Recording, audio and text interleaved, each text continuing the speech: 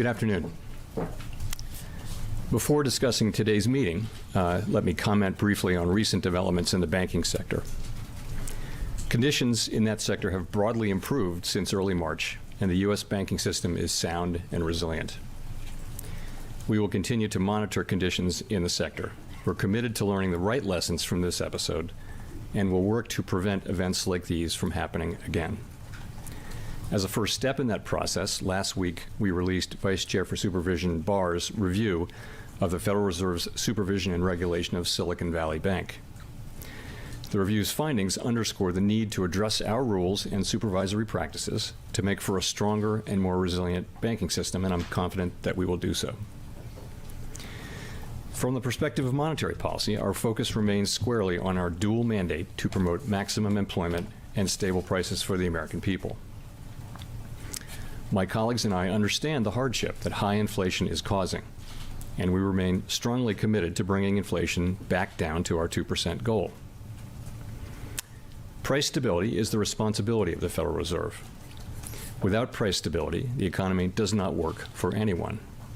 In particular, without price stability, we will not achieve a sustained period of strong labor market conditions that benefit all. Today, the FOMC raised its policy interest rate by a 1/4 percentage point.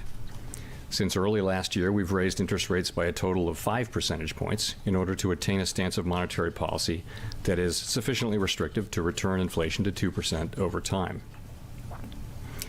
We are also continuing to reduce our securities holdings. Looking ahead, we'll take a data-dependent approach in determining the extent to which additional policy firming may be appropriate. I will have more to say about today's monetary policy actions after briefly reviewing economic developments. The U.S. economy slowed significantly last year, with real GDP rising at a below-trend pace of 0.9%. The pace of economic growth in the first quarter of this year continued to be modest at 1.1%, despite a pickup in consumer spending. Activity in the housing sector remains weak, largely reflecting higher mortgage rates. Higher interest rates and slower output growth also appear to be weighing on business fixed investment. The labor market remains very tight. Over the first 3 months of the year, job gains averaged 345,000 jobs per month. The unemployment rate remained very low in March at 3.5%. Even so, there are some signs that supply and demand in the labor market are coming back into better balance. The labor force participation rate has moved up in recent months, particularly for individuals aged 25 to 54 years. Nominal wage growth has shown some signs of easing, and job vacancies have declined so far this year. But overall, labor demand still substantially exceeds the supply of available workers. Inflation remains well above our longer-run goal of 2%.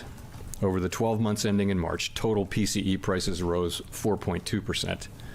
Excluding the volatile food and energy categories, core PCE prices rose 4.6%. Inflation has moderated somewhat since the middle of last year. Nonetheless, inflation pressures continue to run high, and the process of getting inflation back down to 2% has a long way to go.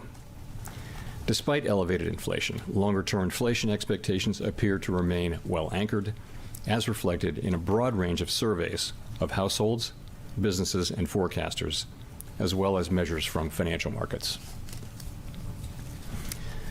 The Fed's monetary policy actions are guided by our mandate to promote maximum employment and stable prices for the American people. My colleagues and I are acutely aware that high inflation imposes significant hardship as it erodes purchasing power, especially for those least able to meet the higher costs of essentials like food, housing, and transportation.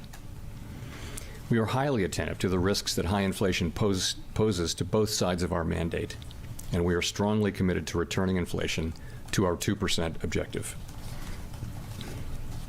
At today's meeting, the committee raised the target range for the federal funds rate by a 1/4 percentage point, bringing the target range to 5 to 5.25%. And we're continuing the process of significantly reducing our securities holdings. With today's action, we have raised interest rates by 5 percentage points in a little more than a year. We are seeing the effects of our policy tightening on demand in the most interest rate sensitive sectors of the economy, particularly housing and investment. It will take time, however, for the full effects of monetary restraint to be realized, especially on inflation. In addition, the economy is likely to face further headwinds from tighter credit conditions. Credit conditions had already been tightening over the past year or so in response to our policy actions and a softer economic outlook. But the strains that emerged in the banking sector in early March appear to be resulting in even tighter credit conditions for households and businesses. In turn, these tighter credit conditions are likely to weigh on economic activity, hiring, and inflation.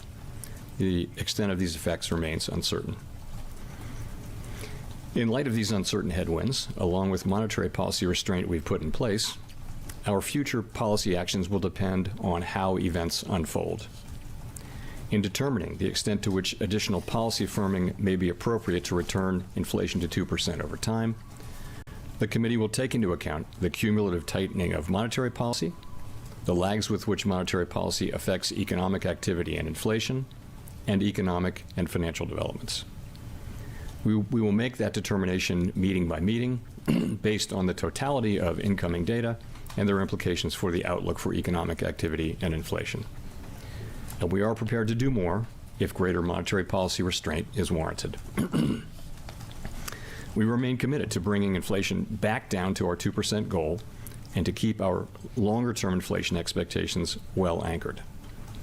Reducing inflation is likely to require a period of below-trend growth and some softening of labor market conditions. Restoring price stability is essential to set the stage for achieving maximum employment and stable prices over the longer run. To conclude, we understand that our actions affect communities, families, and businesses across the country. Everything we do is in service to our public mission. We at the Fed will do everything we can to achieve our maximum employment and price stability goals. Thank you. I look forward to your questions. Thanks, Gina. Hi, Gina Smilik, New York Times. Thanks for taking our questions. I wonder if you could tell us whether we should read the statement today as a suggestion that the committee is prepared to pause interest rate increases in June. And I also wonder if the Fed staff has in any way revised their forecast for a mild recession from the March minutes. And if so, what a recession like what they're envisioning would look and feel like when it comes to, for example, the unemployment rate. So, taking your question, of course, today our decision was to raise the federal funds rate by 25 basis points. A decision on a pause was not made today. You will have noticed that in the statement from March, we had a sentence that said the committee anticipates that some additional policy firming may be appropriate. That sentence is not in the statement anymore. We took that out, and instead we're saying that in determining the extent to which additional policy firming may be appropriate to return inflation at 2% over time, the committee will take into account certain factors. So that's a meaningful change that we're no longer saying that we anticipate. And so we'll be driven by incoming data, meeting by meeting, and we'll approach that question at the June meeting. So the staff's forecast is, so let me start by saying that that's not my own most likely case, which is really that the economy will continue to grow at a modest rate this year. And I think that's, so different people in the committee have different forecasts. That's my own assessment of the most likely path. Staff produces its own forecast, and it's independent of the forecasts of the participants, which include the governors and the Reserve Bank presidents, of course. And we think this is a healthy thing, that the staff is writing down what they really think. They're not especially influenced by what the governors think, and vice versa. The governors are not taking what the staff says and just writing that down. So it's actually good that the staff and individual participants can have different perspectives. So broadly, the forecast was for a mild recession, and by that I would characterize as one in which the rise in unemployment is smaller than has been typical in modern era recessions. I wouldn't want to characterize the staff's forecast for this meeting. We'll leave that to the minutes, but broadly similar to that. Rachel. Thank you, Chair Powell. Rachel Siegel from the Washington Post. Thanks for taking our questions. I'm wondering if you can talk about the account of possible effects of a debt limit standoff. You've said repeatedly that the ceiling must be raised, but do you see any economics effects of even getting close to a default? And what type of situation would that look like? So I wouldn't want to speculate specifically, but I will say this. These are fiscal policy matters, for starters, and they're for Congress and the administration, for the elected parts of the government to deal with, and they're really consigned to them. From our standpoint, I would just say this. It's essential that the debt ceiling be raised in a timely way so that the U.S. government can pay all of its bills when they're due. A failure to do that would be unprecedented. We'd be in uncharted territory, and the consequences to the U.S. economy would be highly uncertain and could be quite averse. So I'll just leave it there. We don't give advice to either side. We just would point out that it's very important that this be done. And the other point I'll make about that, though, is that no one should assume that the Fed can protect the economy from the potential, short and long-term effects of a failure to pay our bills on time. It would be so uncertain that it's just as important that we never get to a place where we're actually talking about or even having a situation where the U.S. government's not paying its bills. And just to follow up, was discussion around the uncertainty of a possible standoff, did that affect today's monetary policy decision at all? I wouldn't say that it did. It was, of course, it's something that came up. We talk a lot about risks to the outlook, and that come up. A number of people did raise that as a risk to the outlook. I wouldn't say that it was important in today's monetary policy decision yet. Steve. Mr. Chairman, oh, thank you. Yeah, Steve Leisman, CNBC. Can you tell us what the Federal Reserve Board did in the wake of that February presentation where you were informed that Silicon Valley Bank and other banks were experiencing interest rate risks? And can you tell me what supervisory actions you've done in the wake of the recent bank failures to make sure that banks are currently appropriately managing interest rate risk? And kind of part three, but it's all the same question here. Do you still think this separation principle, that monetary policy and supervision can be handled with different tools? Thank you. Sure. So the February 14th presentation, I didn't remember it very well, but now, of course, I've gone back and looked at it very carefully. I did remember it. And what it was a general presentation. It was an informational briefing of the whole board, the entire board. I think all members were there. And it was about interest rate risk in the banks and lots of data. And there was one page on Silicon Valley Bank which talked about the amount of losses mark-to-market losses they had in their portfolio. There was nothing in it about that I recall anyway about the risk of a bank run. So it was, I think the takeaway was they were going away to do an assessment, a horizontal assessment of banks. It wasn't it wasn't presented as an urgent or alarming situation. It was presented as an informational, non-decisional kind of a thing, and I thought it was a good presentation, and as I said, did remember it. In terms of what we're doing, of course, I think banks themselves many banks are now are attending to liquidity and taking opportunity now, really since the events of early March, to build liquidity. You asked about the separation principle. Like so many things, it's very useful. But ultimately, it has its limits. I mean, I think in this particular case, we have found that the monetary policy tools and the financial stability tools are not in conflict. They're working well together. We've used our financial stability tools to support banks through our lending facilities, and at the same time, we've been able to use our monetary policy tools to foster maximum employment and price stability. Mr. Chairman, I'm sorry. I don't mean to be argumentative, but the staff report said SVB has significant interest rate risk. It said interest rate risk measurements failed at SVB, and it said banks with large unrealized losses face significant safety and soundness risk. Why was that not alarming? Well, I mean, I didn't say it wasn't alarming. It was, they're pointing out something that they're working on and that they're on the case. That I'm not sure whether they mentioned. I think they did actually. They mentioned that they had taken regulatory action, or supervisory action in the form of matters requiring attention. So I think that was also in the presentation. I think it was to say, yes, this is a bank, and there are many other banks that are experiencing these things, and we're on the case. Go to Victoria.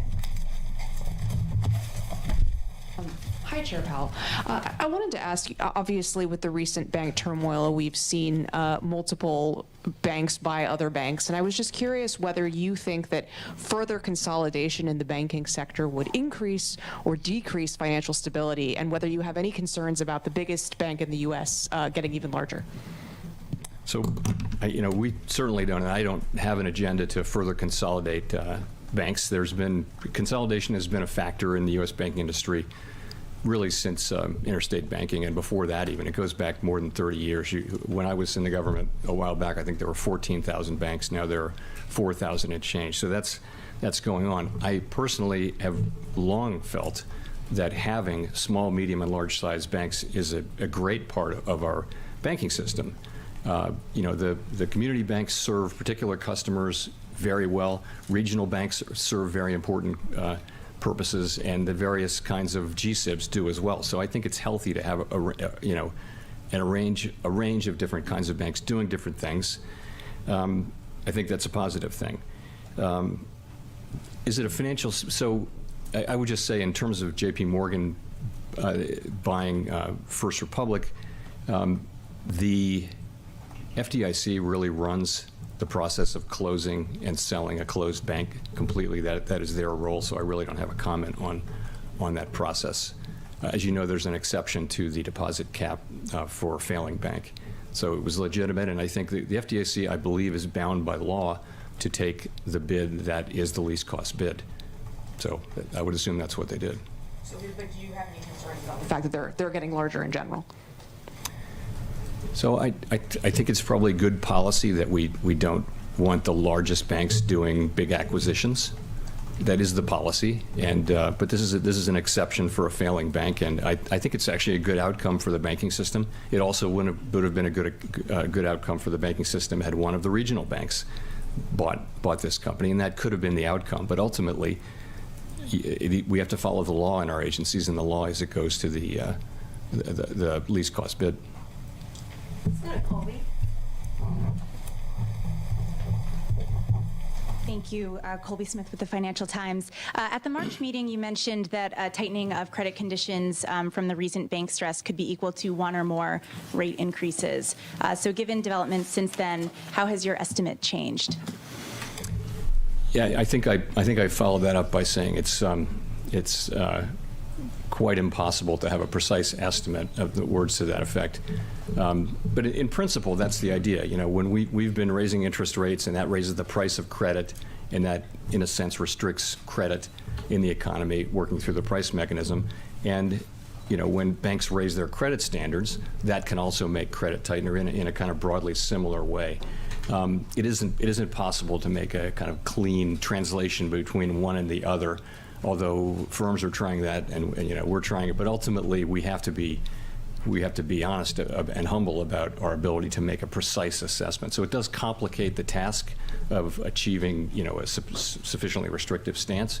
But I think conceptually, though, we think that interest rates, in principle, we won't have to raise rates quite as high as we would have had this not happened. The extent of that is so hard to predict because we don't know how persistent these effects will be. We don't know how large they'll be and how long they'll take to be transmitted. But that's what we'll be watching carefully to find out.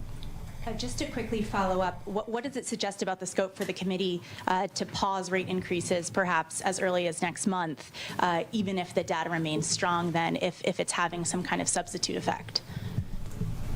This is just something that we have to factor in as we want to find ourselves. So I guess I would say it this way.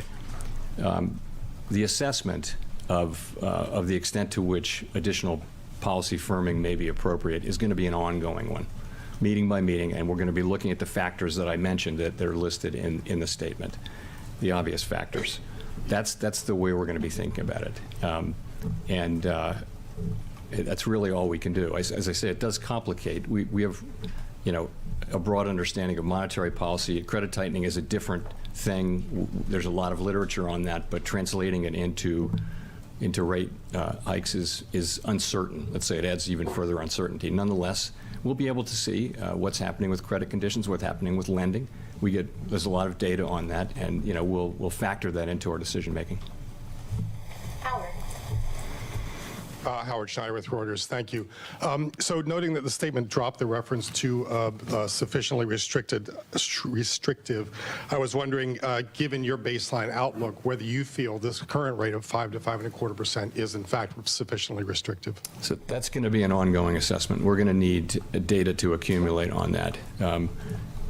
Not an assessment that we've made. That would mean we think we've reached that point, and I just think it's not possible to say that with confidence now. But nonetheless, you will know that the summary of economic projections from the March meeting showed that at that point in time that the median participant thought that this was the appropriate level of the ultimate high level of rates. We don't know that. We'll revisit that at the June meeting, and that's we're just going to have to, before we really declare that, I think we're going to have to see data accumulating and make that, as I mentioned, it's an ongoing assessment. And a follow-up on credit, if I could you give us a sense of what the SLOOS survey indicated? It was already, I think 45% of banks were tightening credit as of the last survey. What did this one show, and how did that weigh into your deliberations? So we're going to release the results of the SLOOS on May 8th, in line with our usual time frame. And I would just say that the SLOOS is broadly consistent when you see it with how we and others have been thinking about the situation and what we're seeing from other sources. You will have seen the Beige Book and listened to the various earnings calls that indicate that mid-sized banks some of them have been tightening their lending standards. Banking data will show that lending has continued to grow, but the pace has been slowing really since the second half of last year. Go to Nick. Nick Tamaros of the Wall Street Journal. Chair Powell, the argument around the end of last year and the beginning of this year to slow down the pace of increases was to give yourself time to study the effects of those moves. After the bank failures in March, as you've discussed, the Fed staff projected a recession starting later this year. So my question is why it was necessary to raise interest rates today, or put differently, if the whole point of slowing down the pace was to see the effects of your moves, and now you've, for the last 2 meetings, been seeing the effects of those moves. Why did the committee feel it was necessary to keep moving? Well, the reason is that again, with our monetary policy, we're trying to reach and then stay at for an extended period, a level of policy stance that's sufficiently restrictive to bring inflation down to 2% over time. And that's what we're trying to do with our tool. I think slowing down was the right move. I think it's enabled us to see more data, and it will continue to do so. So we really we have to balance. We always have to balance the risk of not doing enough and not getting inflation under control against the risk of maybe slowing down economic activity too much. And we thought that this rate hike, along with the meaningful change in our policy statement, was the right way to balance that. And just to follow up, what you said in response to Howard's question, you'll need data to accumulate to determine if this is a sufficiently restrictive stance. Does that data need to accumulate, or could it accumulate over a longer period than a 6-week intermeeting cycle? As I mentioned, I would just say that this assessment will be an ongoing one. You can't, with economic data, you can't. You've seen, take inflation for it. Look back. We've seen inflation come down, move back up 2 or 3 times since March of 2021. We've seen inflation have a few months of coming down and then come right back up. So I think you're going to want to see that, that a few months of data will persuade you that you've got this right, kind of thing. And we have the luxury. We've raised 500 basis points. I think that policy is tight. I think real rates are probably, that you can calculate them many different ways, but One way is to look at the nominal rate and then subtract a reasonable estimate of let's say 1-year inflation, which might be 3%. So you've got 2% real rates. That's meaningfully above what most people would, many people anyway, would assess as the neutral rate. So policy is tight, and you see that in interest-sensitive activities, and you also begin to see it more and more in other activities. And if you put the credit tightening on top of that and the QT that's ongoing, I think you feel like we may not be far off, or possibly even at that level. Thank you. Edward. Thank you very much, Chair Powell. Edward Lawrence with Fox Business. So if the Federal Reserve gets down to the 3% inflation, as the projections show at the end of this year, or close to it, would it be okay for you for a prolonged period of 3% inflation and hoping for some outside event to move down to 2% target? Look, I think we're always going to have 2% as our target. We're always going to be focusing on getting there. Would you be okay with a prolonged 3%? It's let me just say that's not what we're looking for. We're looking for inflation going down to 2% over time. I mean, that's not a question that's in front of us, and it would depend on so many other things. But ultimately, we're not looking to get to 3% and then drop our tools. We have a goal of getting to 2%.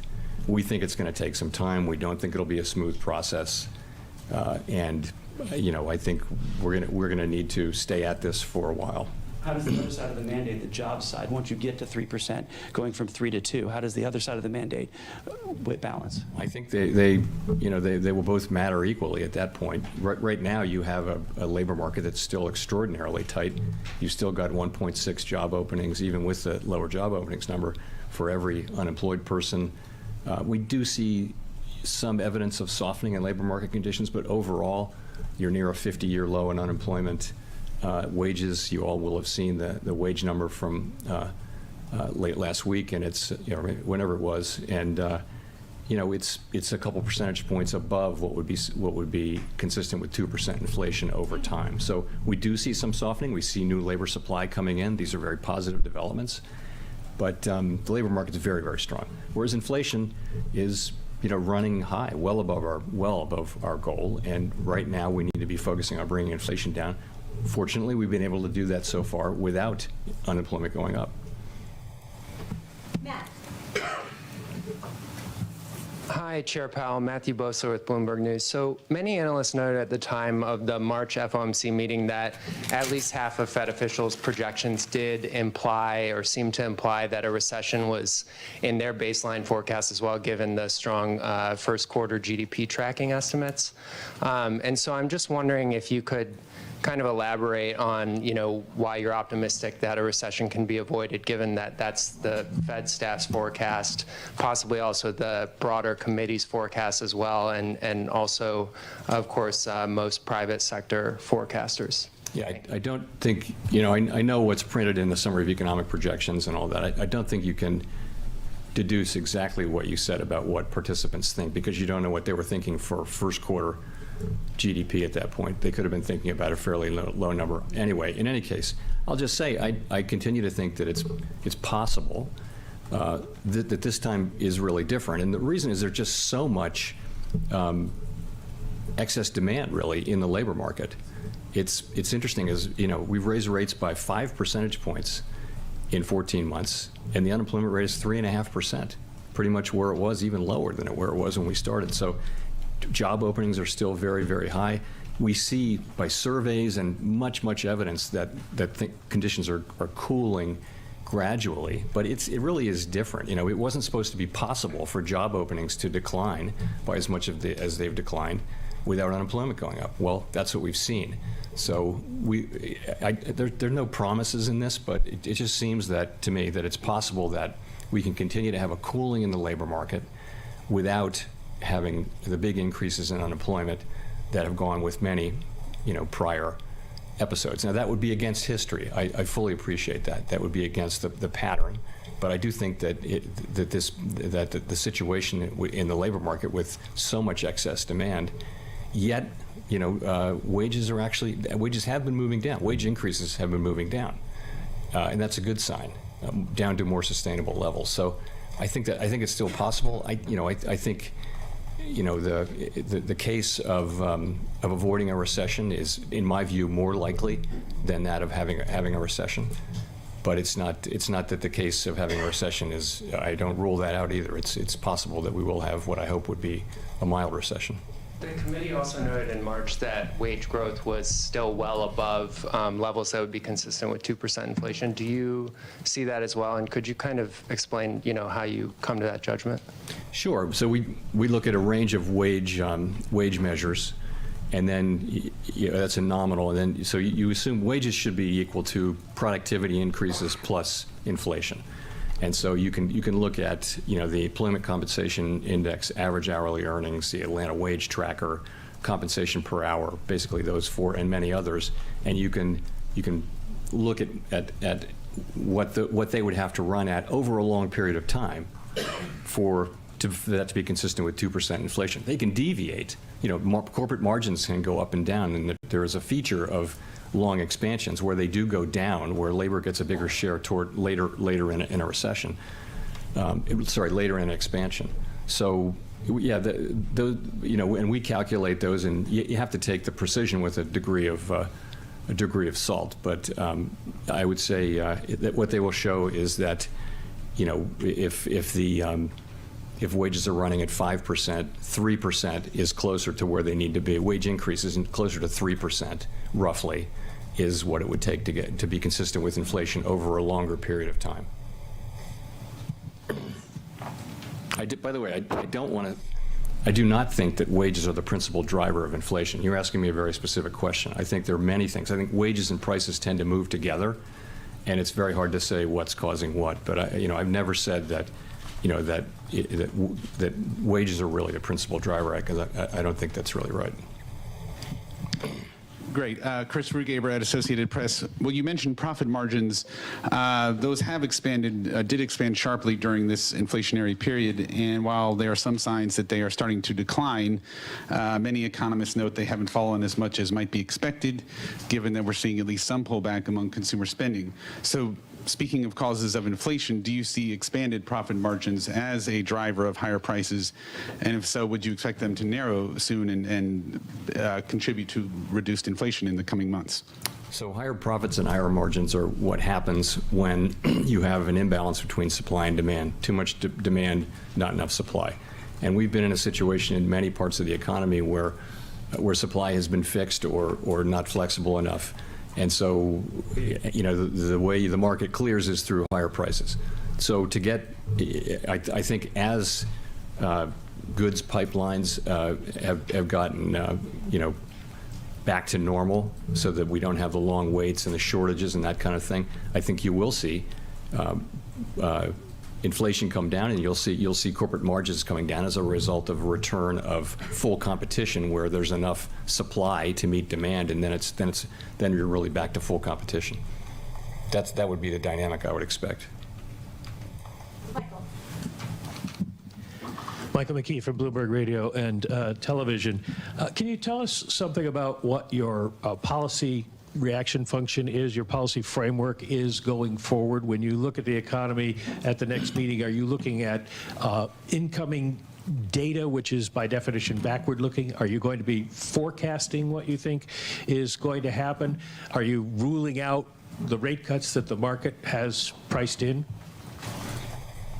I didn't catch the last part. Ruling. Markets have priced in rate cuts by the end of the year. Do you rule that out? Okay, I got it. So what are we looking at? I mean, we look at a combination of data and forecasts. Of course, the whole idea is to create a good forecast based on what you see in the data.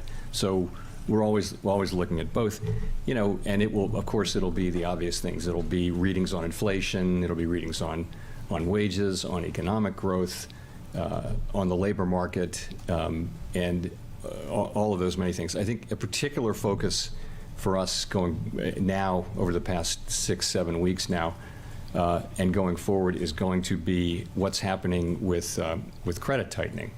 Are small and medium-sized banks tightening credit standards, and is that having an effect on loans, on lending?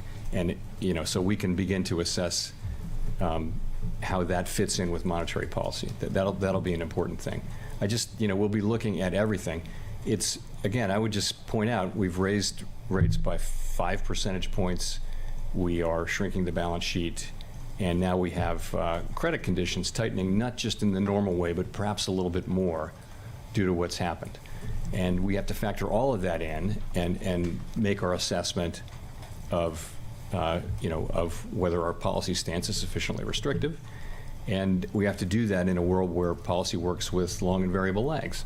So this is challenging, but we will make our best assessment, and that's what we'll be thinking. What about the idea of rate cuts? Yeah, so we on the committee have a view that inflation is going to come down, not so quickly, but it'll take some time.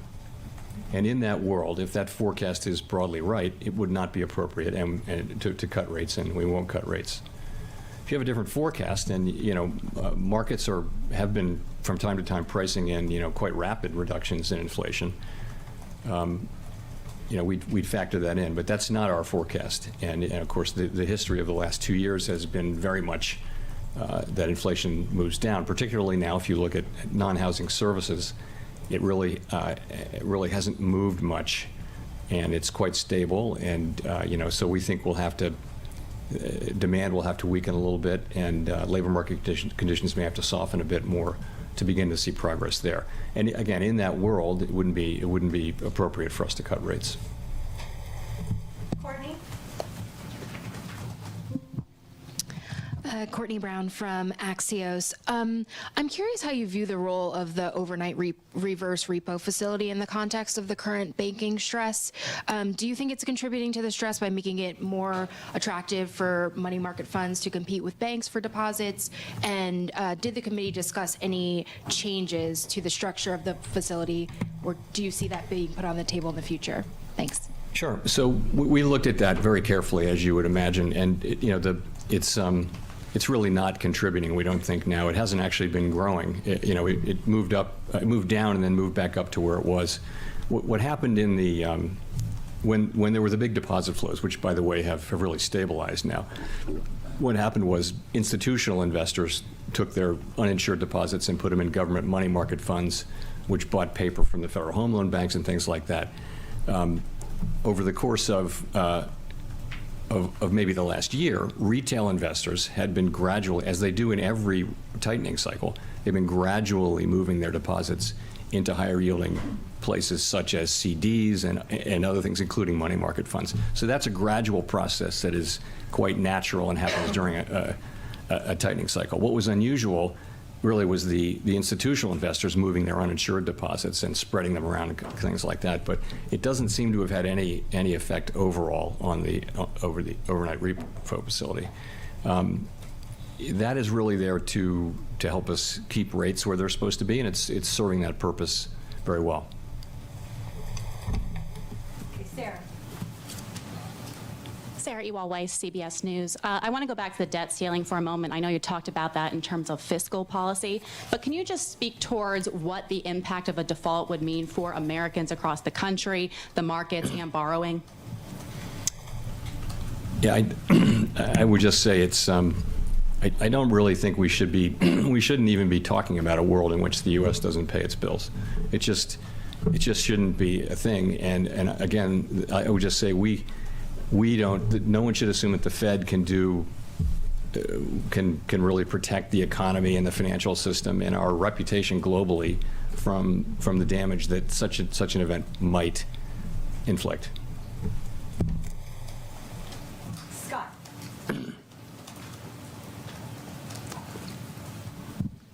Thanks, Mr. Chairman. Scott Horsley from NPR. In his report last week, Vice Chair Barr identified a couple of the factors that he thought contributed to the regulatory, the supervisory lapses at Silicon Valley Bank. A policy change in 2019 to exempt all but the biggest banks from strict scrutiny, and also what he called a sort of cultural shift towards less aggressive oversight.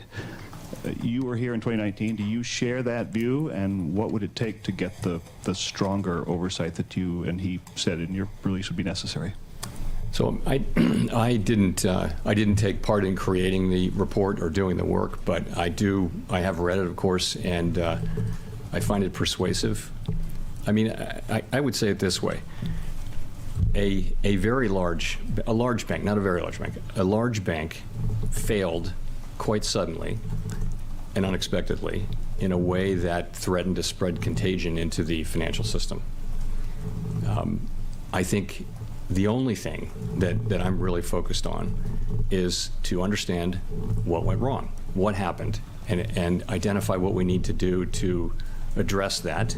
Some of that it may just have been technology evolving, we have to keep up with all that, but some of it may be our policies and both supervisory and regulatory, whatever. Well, what our job is now is identify those things and implement them. And that's kind of the only thing I care about and I feel like I am accountable for doing everything I can to make sure that happens. Evan?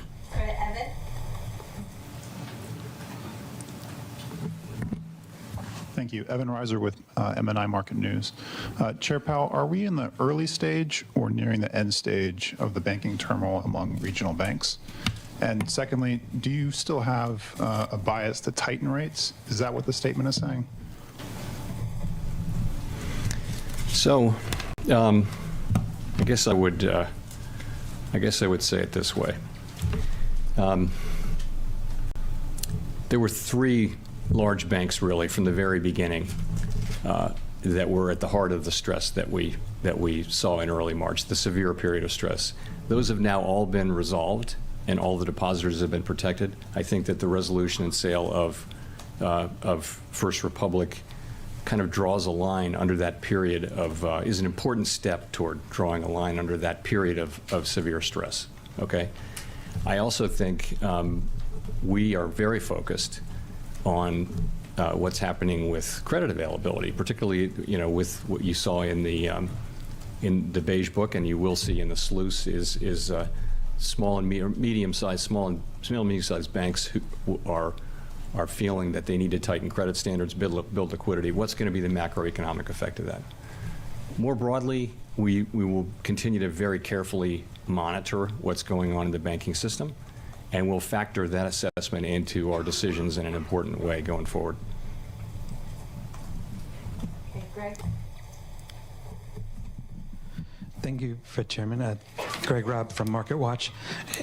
I just wondered if you've done any reflection on your own actions during this crisis and leading up to it over the since you've been Fed Chairman. I think I've heard you say a couple of times that you deferred to the Vice Chair for supervision. Do you think that was the right way to go about this? And comments on that. Thank you. Sure. So let me say, first of all, I've been chair of the board for 5+ years now, and I fully recognize that we made mistakes. I think we've learned some new things as well, and we need to do better. And as I mentioned, I thought the report was unflinching and appropriately so. I welcome it, and I agree with and will support those recommendations. And I do feel that I'm personally accountable to do what I can to foster measures that will address the problems. So on the Vice Chair for supervision, the place to start is the statutory role, which is quite unusual. The Vice Chair, it says, shall develop policy recommendations for the board regarding supervision and regulation of depository institution companies, and shall oversee the supervision and regulation of such firms. So this is Congress establishing a 4-year term for someone else on the board, not the chair, as Vice Chair for supervision, who really gets to set the agenda for supervision and regulation for the Board of Governors. Congress wanted that person to have political accountability for developing that agenda. So the way it works, the way it has worked in practice for me is I've had a good working relationship. I give my counsel, my input privately, and I offer that, and I have good conversations, and I try to contribute constructively. I respect the authority that Congress has deferred on that person, including working with Vice Chair Barr and his predecessor. And I think that's the way it's supposed to work, and that's appropriate. I believe that's what the law requires. And but it isn't, I wouldn't say it's a matter of complete deference. It's more, I have a role in presenting my views and discussing, having an intelligent discussion about what's going on and why, and that's my input. But ultimately, that person does get to set the agenda and gets to take things to the Board of Governors, and really in supervision has sole authority over supervision. Just wondered if you had any regrets, or was there anything that, decisions that maybe you regret now in light of what's happened? I've had a few. Sure. I mean, who doesn't look back and think that you could have done things differently? But honestly, you don't get to do that. Again, my focus is on control the controllable. As one of my great mentors used to always say, control the controllable. What we control now is make a fair assessment, learn the right lessons, figure out what the fixes are, and implement them. And I think that Vice Chair Barr's report is an excellent first step in that, but we've got to follow through.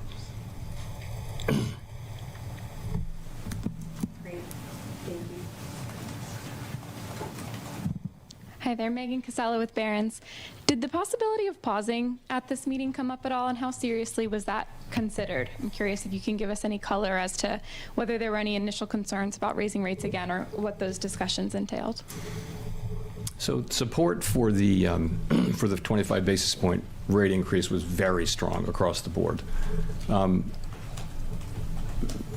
I would say there are a number of people, and you'll see this in the minutes. I don't want to try to do the head count in real time, but people did talk about pausing, but not so much at this meeting. There's a sense that we're much closer to the end of this than to the beginning. That, as I mentioned, if you add up all the tightening that's going on through various channels, we feel like we're getting close or maybe even there. But that, again, that's going to be an ongoing assessment, and we're going to be looking at those factors that we listed in to determine whether there's more to do. I'm curious too how to interpret that and the changes to the statement.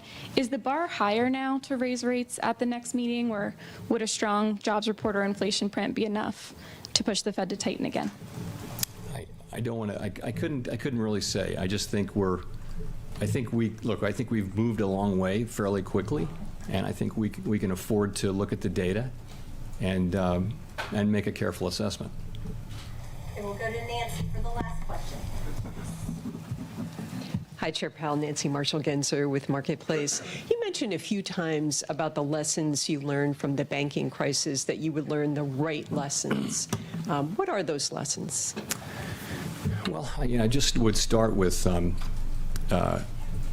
something that's changed, really, which is the run on Silicon Valley Bank was out of keeping with the speed of runs through history. And that now needs to be reflected in some way in regulation and in supervision. We know now that we know it's possible. I think no one thought that was possible. No one had. I'm not aware of anybody thinking that this could happen quite so quickly. So I think that that will play through. It will be up to Vice Chair Barr to really take the lead in designing the ways to address that. But I think that's one thing.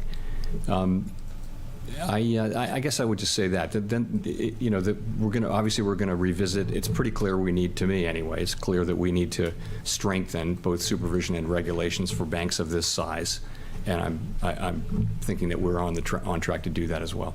Can you be any more specific on stress testing or looking at banks that have specific concentrations in certain parts of the economy? Yeah, that's what Vice Chair Barr's role really is, and he'll take the lead on that.